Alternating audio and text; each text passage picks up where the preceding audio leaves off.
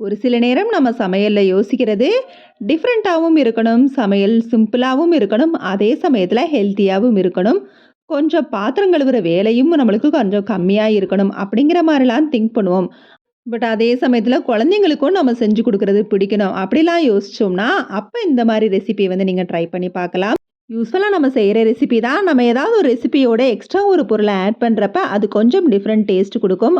அந்த மாரி தான் இந்த ரெசிபி. ஒரு பவுல்ல பொடிசா கட் பண்ண பெரிய வெங்காயம், கேரட், கொடமிளகா, அதோட மிளகாய் தூள், மஞ்சள் தூள், உப்பு, மிளகுத்தூள், 1 1/2 ஸ்பூன் அளவு கோதுமை மாவு சேர்த்துருக்கேன். நல்லா மிக்ஸ் பண்ணிட்டு, அதோட முட்டை நல்லா அடிச்சு ஒரு கிண்ணத்துல வச்சிருக்கிறேன். அதையும் ஆட் பண்ணி நல்லா கலந்து விட்டுட்டு, இப்போ ஒரு பேன்ல எண்ணெய் ஸ்ப்ரே பண்ணிக்கலாம். அப்படி இல்லைன்னா பட்டர் கூட அந்த டேஸ்ட் பிடிச்சா ஆட் பண்ணிக்கலாம். இப்போ அதில் ஒரு லேயர் வெட்டி வச்ச வெங்காயத்தை வச்சு அதுக்குள்ள நம்ம கலந்து வச்ச முட்டையை ஊற்றி பரட்டி எடுத்துக்கலாம். ஆனியன் ஒரு லேயராகவும் வைக்கலாம். இந்த மாதிரி 2 3 லேயராகவும் வச்சு ரெடி பண்ணோம்னா சூப்பரான ரெசிபி ரெடி.